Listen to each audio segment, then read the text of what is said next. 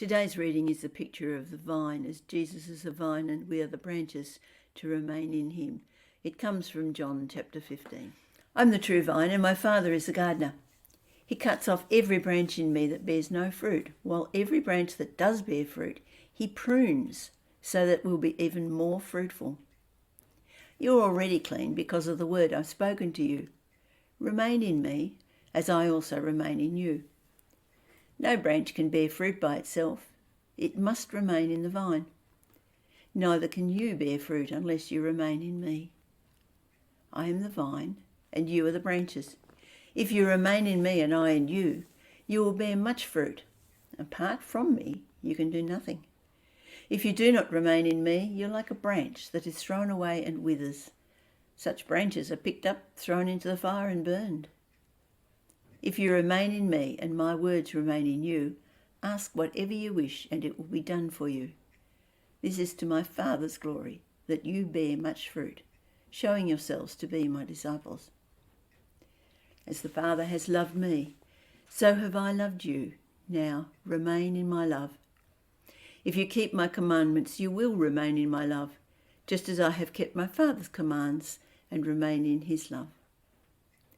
I've told you this so that my joy may be in you and that your joy may be complete. My command is this: love each other as I have loved you. Greater love has no one than this, to lay down one's life for one's friends.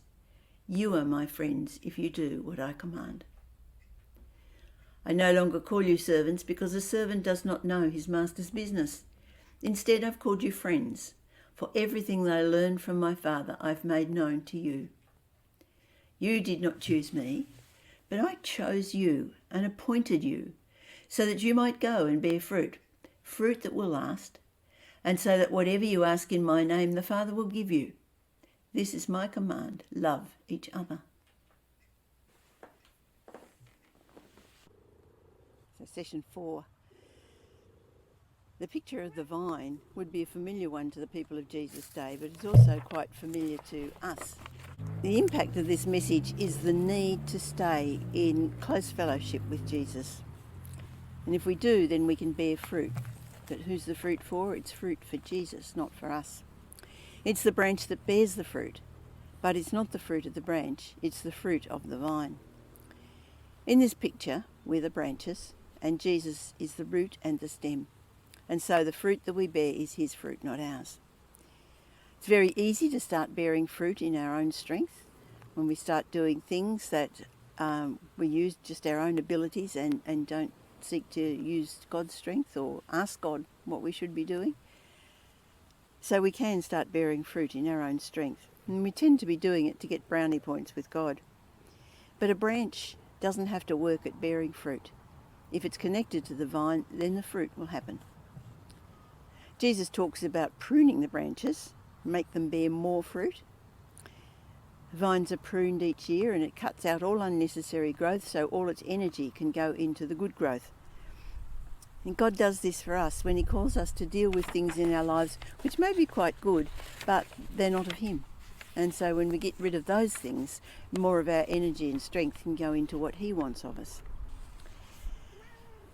A branch that doesn't bear fruit is cut off and thrown away. The only reason a branch would not bear fruit is that for some reason or other the sap is not flowing through from the vine. If that happens, then the branch cannot bear any fruit, it's useless. It becomes a burden on the vine and so it gets cut off. So if we don't allow the life of God to flow through us, then we find that we can't bear fruit for him. We're called to abide in his love, and if we stay close to Jesus, his love flows through us and bears his fruit.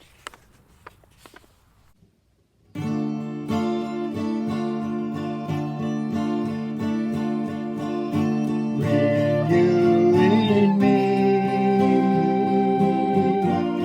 a passion for you. Breathe on the coals of my heart. Let the fires burn. Renew in me a passion